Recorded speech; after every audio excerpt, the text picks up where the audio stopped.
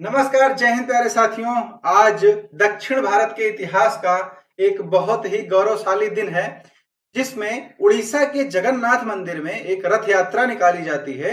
और ये रथ यात्रा लगभग 1200 सालों पुरानी है। ये जो इतिहास है, बहुत ही गौरवशाली इतिहास है। और आज के सेशन में हम लोग चर्चा करेंगे इसी गौरवशाली इतिहास के बारे में। एक जो भव्य रथ यात्रा निकाली जाती है भगवान जगन्नाथ यानी कि भगवान श्री कृष्ण के एक स्वरूप में, तो उसके बारे में सारी चर्चाएं करेंगे। बहुत सारी कथाएं इसके बारे में, बहुत सारी जो कहानियां हैं इस मंदिर को लेके, वो सारी चीजों पर चर्चा करेंगे और जानेंगे कुछ महत्वपूर्ण चीजों को। तो शुरू करेंगे आज की क्लास को। और सबसे पहले आपको मैं बताऊं कि उड़ीसा में समुद्र तट पे एक मंदिर है महाराज जगन्नाथ का। महाराज जगन्नाथ जो भगवान है वो श्री कृष्ण भगवान है। और यहाँ पर तीन मूर्तियां रखी गई हैं, भगवान कृष्ण की, भगवान बलराम की और सुभद्रा की। तो ये तीनों लोगों की मूर्तियां रखी गई हैं और प्रत्येक वर्ष इन मूर्तियों को निकाला जाता है एक बार। उसके बाद उनको शहर में घुमाया जाता है और वापस मंदिर में लाया जाता है। तो इस पूरे प्रक्रिया में 10 दिन का समय लगता है और इसको रथ यात्रा के नाम से जाना जाता है। इसे ही भगवान जगन्नाथ की रथ यात्रा बोलते हैं। तो ये एक मतलब ऐसा त्योहार है जिसमें हजारों लाखों की संख्या में श्रद्धालु जो है वो भाग लेते हैं। और बहुत ही पावन पर्व माना जाता है इसको दक्षिण भारत में। तो यहाँ पर कुछ कहानियां हैं कि ये शुरू कैसे हुआ। तो सबसे पहले अगर बात करें तो इस बार जो जगन्नाथ यात्रा है वो 7 जुलाई यानी कि आज से प्रारंभ हो रही है। और ये जब शुरू होती है तो उसके बाद लगभग 10 दिन तक चलती है। तो ये एक तरह से 16 जुलाई तक ये यात्रा जो है वो होने वाली है। तो 16 जुलाई तक ये यात्रा होगी और उसके बाद वापस से भगवान को मंदिर में लाके विराजमान किया जाएगा। तो ये फोटो आप देख रहे होंगे, ये सिर्फ इसलिए मैं लाया था कि आपको इसमें जो जैन सैलाब होता है वो दिखा सकूं। ये रथ है, ठीक है। इसी तरह 3 रथ होते हैं, हर रथ का अलग अलग एक विशेषता होती है, सब कुछ चर्चा करेंगे यहाँ पे। लेकिन इसमें आप अगर देखें तो ये जो जन सैलाब है एक तरह से, तो अभी आपने देखा होगा मरीन ड्राइव पर विक्ट्री परेड हुई थी टीम इंडिया की, तो उससे भी ज्यादा जो संख्या है श्रद्धालुओं की यहाँ पर आपको देखने को मिलती है। लाखों में जो श्रद्धालु हैं वो आते हैं, इसमें भाग लेते हैं। तो जानते हैं कि जो जगन्नाथ यात्रा है भगवान की, इसके पीछे का मेन इतिहास क्या है, ठीक। तो अगर स्रोत की बात करें, सोर्स की बात करें, तो सोर्स में आप जानेंगे तो पद्म पुराण, स्कंद पुराण और भविष्य पुराण, ये पुराण है, ठीक है। जैसे वेद, उसके बाद उपवेद, फिर वेदांग, उपनिषद, पुराण। तो पुराण जो है ये क्या है, लिखी गई किताबें हैं वैदिक काल में। तो यहाँ पर ये 3 पुराण हैं, कौन कौन से, पद्म पुराण, स्कंद पुराण और भविष्य पुराण। इसमें कहानियां जो हैं, जो कथाएं लिखी गई हैं इनकी रथ यात्रा से संबंधित, वो उसके बारे में आज हम यहाँ पे चर्चा करेंगे। तो कहा जाता है कि एक राजा थे, उनका नाम था इंद्रदुम्न, ठीक है। इंद्रदुम्न एक राजा थे, इनकी रानी थी, कौन थी, इनकी रानी थी गुंडीचा, ठीक है। रानी का नाम था गुंडीचा। और इनके महल में एक पेड़ था, नीम का पेड़ था, और उसी नीम के पेड़ के पास ये यज्ञ करते थे। तो एक बार रानी के सपने में भगवान आए, उनको बताया कि जो नीम का पेड़ है वहां पर भगवान जगन्नाथ है, ठीक। अब उसके बाद रानी ने क्या किया, रानी और राजा ने, उन्होंने उस तने से, जो नीम का पेड़ था उसके तने से 3 मूर्तियां बनवाई, भगवान बलराम, सुभद्रा और भगवान जगन्नाथ यानी कि भगवान श्री कृष्ण की, ठीक है। अब उसके बाद वहां पर उन्होंने, जहां पर वो हवन करते थे, वहां पर इन मूर्तियों को रखकर पूजा करना शुरू किया। फिर कुछ दिन बाद भगवान दोबारा सपने में आते हैं और बोलते हैं कि इन मूर्तियों को किसी मंदिर में स्थापित करो, और इसके बाद मैं साल भर में 1 सप्ताह के लिए आपके महल में आऊंगा और बाकी दिन मैं मंदिर में रहूंगा। तो जब राजा ने महल से मंदिर पे मूर्तियों को ले जाने के लिए जो यात्रा निकाली, तो कहा जाता है कि वहां से इस रथ यात्रा का जो इतिहास है वो प्रारंभ होता है। जो परंपरा है रथ यात्रा की वो वहां से प्रारंभ हो जाती है, ठीक। उसके बाद अगर लिखित इतिहास की बात करें तो 1859 में उड़ीसा के एक कवि थे भिखारी पटनायक। ठीक है, भिखारी पटनायक क्या बताते हैं, इनकी एक किताब है रथ चकदा। ठीक है, क्या है, रथ चकदा इनकी पुस्तक है। और इनकी पुस्तक के मुताबिक क्या बताया इन्होंने कि पहले जो था रथ उत्सव में 3 की जगह पे 6 रथ होते थे। क्यों? क्योंकि बीच में एक नदी पड़ती थी। ठीक है, और उस नदी को पार करने के लिए फिर 3 रथ इधर 3 रथ उधर, तो मूर्तियों को जब नदी पार कराया जाता तो 3 रथ वहां पे लगते थे। तो इस प्रकार इन्होंने बताया कि टोटल 6 रथ होते थे। ठीक, उसके बाद एक और इतिहासकार है डॉक्टर नीलकंठ मिश्रा। डॉक्टर नीलकंठ मिश्रा बताते हैं कि वैष्णव विद्वान माधवाचार्य 1270 ईस्वी में पुरी गए थे और वहां पर उन्होंने 6 रथ वाली जो परंपरा थी इसको बदलने के लिए बोला था। और उसके बाद से फिर 3 रथों की परंपरा जो है वो कहां है, सामने आती है। ठीक है, क्लियर। चलिए अब देखते हैं इसमें और क्या चीजें शामिल होती हैं। तो जो नवरात्रि होती है, नवरात्रि का 9वां दिन होता है रामनवमी का। तो रामनवमी के दिन से इस रथ को बनाने की प्रक्रिया शुरू की जाती है। ठीक, अब इसमें प्रक्रिया में शुरू करना क्या है, रथ ही तो बनाना है। तो मैं आपको बताऊं कि ये रथ जो है एक बड़ी बिल्डिंग के बराबर होता है। इसकी चौड़ाई लगभग 40 फुट, ऊंचाई लगभग 50 फुट।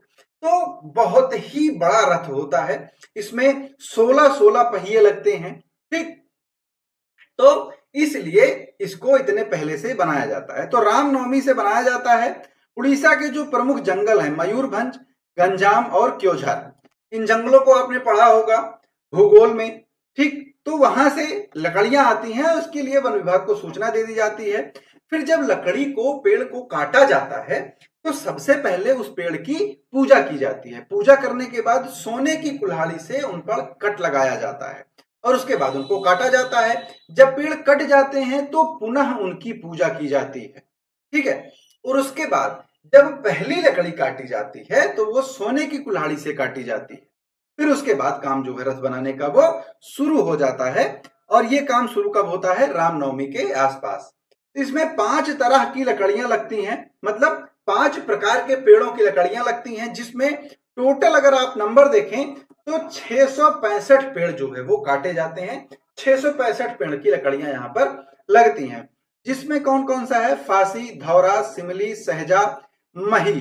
ठीक है, तो ये क्या है, पेड़ों के नाम है। जैसे आपने यहाँ होता है नीम, पीपल, सागौन, तो ये साउथ इंडिया में है, अलग अलग नाम होते हैं हर जगह। तो उसके बाद हर लकड़ी में अलग अलग, सॉरी, रथ का जो हर हिस्सा बनता है वो अलग अलग लकड़ी से बनता है। जैसे पहिया जो है वो सबसे मजबूत होना चाहिए। ठीक है, तो पहिया जो है वो धौरा लकड़ी से बनता है, वो सबसे मजबूत होती है, सबसे सुदृढ़ होती है।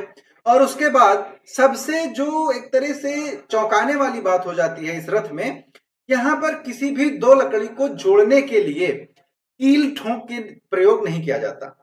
इसमें क्या होता है, लकड़ी के खांचे काटे जाते हैं और उसमें दोनों को सेट कर दिया जाता है। ठीक है, तो आप लोग एक बार YouTube पे अगर देखेंगे तो बहुत ही एक विशाल काय रथ होता है, बहुत भव्य यात्रा होती है। ठीक, फिर उसके बाद फांसी से बनता है जो एक्सेल होता है पहिए का, जिस पर एक बीच की जो से रॉड टाइप में होती है और दोनों साइड पहिए होते हैं, तो वो किससे बनता है, फांसी लकड़ी से।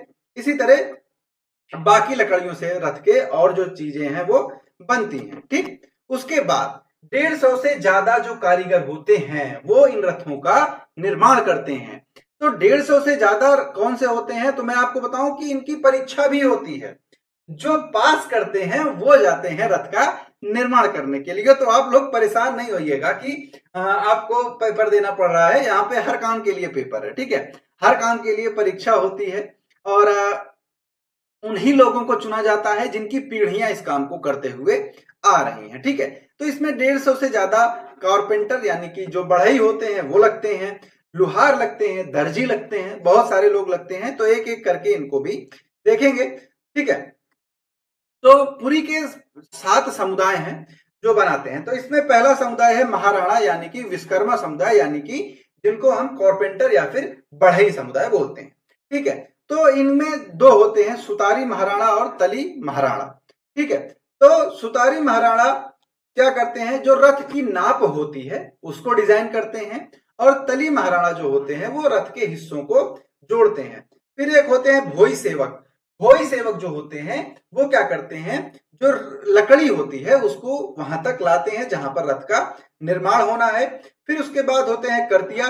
कर्तिया का काम होता है लकड़ियों को काटने का और चीरने का, ठीक है। फिर उसके बाद लोहार होते हैं। लोहार का काम आप लोगों को पता है कि रथ में जो भी लोहे के पीतल के काम हैं वो लोहार करते हैं। उसके बाद फिर है रूपकार। रूपकार क्या होते हैं, नक्काशी जो है रथों पर वो उसका काम करते हैं, रथों की नक्काशी करते हैं। फिर होता है दर्जी।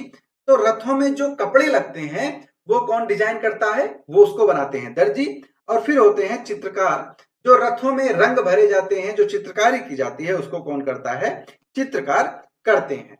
अब देखिए यहां पर मैंने आपको बताया था कि 3 प्रकार के रथ जो है उनका प्रयोग किया जाता है। तो एक होता है भगवान जगन्नाथ का, एक होता है बलराम बलभद्र का, और तीसरा होता है सुभद्रा का, ठीक। और फिर इन्हीं हिसाब से इसकी जो साइज है वो छोटी होती चली जाती है, ठीक है। तो जब भगवान जगन्नाथ का रथ है ये सबसे ऊंचा होता है, तो ऊंचाई लगभग कितनी हो जाती है, 45.5 फीट, मतलब 45 फीट 6 इंच की ऊंचाई होती है इस रथ की। 832 लकड़ी का इस्तेमाल किया जाता है, और लंबाई और चौड़ाई जो होती है इसकी 34 फीट 6 इंच होती है, ठीक है। उसके बाद आता है भगवान बलराम का। ये होता है 763 लकड़ियों का। इसकी ऊंचाई होती है 45 फीट, सिर्फ 6 इंच कम होता है इससे, भगवान जगन्नाथ के रथ से। और इसकी चौड़ाई होती है 33 फीट की। उसके बाद आ जाएंगी सुभद्रा जी। सुभद्रा जी का रथ में 593 लकड़ियों का यूज किया जाता है। इसकी जो ऊंचाई होती है 44 फीट 6 इंच होती है। लगभग भगवान जगन्नाथ के रथ से 1 फीट इनकी ऊंचाई जो है वो कम होती है। और इसकी जो चौड़ाई होती है 31 फीट 6 इंच की। क्लियर। तो ये क्या है, एक रथों का नाप है। और इसके बाद क्या होता है, जब ये यात्रा कंप्लीट हो जाती है तो इन सारे रथों को क्या कर दिया जाता है, तोड़ दिया जाता है, ठीक है। अगले साल फिर से नए रथों का निर्माण किया जाता है।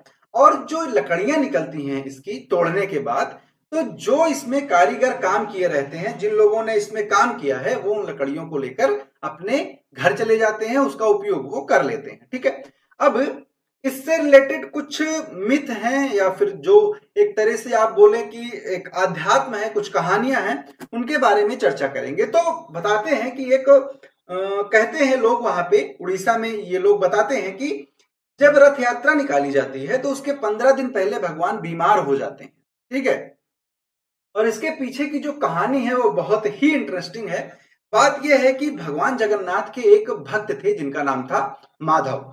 तो माधव एक बार हो जाते हैं बीमार, और जब बीमार हो जाते हैं तो भगवान जगन्नाथ स्वयं जाते हैं उनके पास उनकी सेवा करने के लिए। तो माधव बोलते हैं कि भगवान आप देखिए, इसको कथा के रूप में मुरारजी बापू वाली कथा नहीं सुननी है, मैं बस आपको एक कहानी बता रहा हूं। तो वो माधव बोलते हैं कि भगवान, जब आप मेरे कष्टों को समाप्त कर सकते हैं एक ही बार में, ठीक है, तो आप मेरी सेवा स्वयं क्यों कर रहे हैं। तो वहां पर भगवान उनको बताते हैं कि जो आपका प्रारब्ध है, जो आपको भुगतना है, जो आपका कर्म है, उसको नहीं टाला जा सकता है।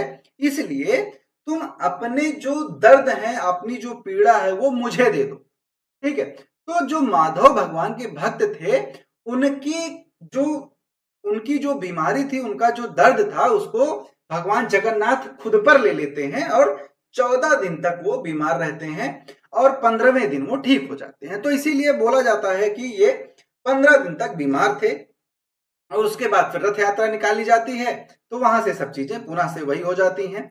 और दूसरी चीजें कुछ इस मंदिर के बारे में है, जगन्नाथ मंदिर के, कि यहाँ की जो ध्वज पताका है वो हमेशा वायु के विपरीत दिशा में फ्लो करती है। और यहाँ पे एक चक्र लगा है मंदिर के ऊपर, और वो चक्र जो है उसको आप किसी भी तरफ से देखेंगे तो वो हमेशा एक सा ही दिखाई पड़ता है। समुद्र के किनारे मंदिर स्थित है, लेकिन आप मंदिर की चौखट जब पार करते हैं तो जो समुद्र की लहरों की आवाज है वो समाप्त हो जाती है। तो ये बहुत सारी चमत्कारिक चीजें हैं जो यहाँ पर घटित होती हैं। प्रत्यक्षदर्शी भी इसको बताते हैं, जिन लोगों ने वहां पर जाके अनुभव किया है वो भी बताते हैं। तो आपको अगर टाइम मिले आप जाएं यहाँ पे, इन चीजों को अनुभव करना बहुत जरूरी हो जाता है अपने इतिहास के दृष्टिकोण से। ठीक है, आपको अगर भगवान में आस्था नहीं है, आप में अध्यात्म में आस्था नहीं है, तो आप ऐतिहासिक दृष्टिकोण से जाइए, क्योंकि ये सब चीजें बहुत ही भव्य हैं। आप वहां पे मंदिर की शैली देखिए, किस शैली से निर्मित है, या फिर वहां पर आप उन इमारतों को देखिए कि प्राचीन काल में इतनी भव्य इमारत कैसे बनाई गई। तो उम्मीद करता हूं आपको सेशन अच्छा लगा होगा। तो समाप्त करेंगे आज की क्लास को यहाँ पे। तब तक के लिए आप सभी लोगों का प्यार भरा नमस्कार। जय हिंद, जय भारत, जय जगन्नाथ।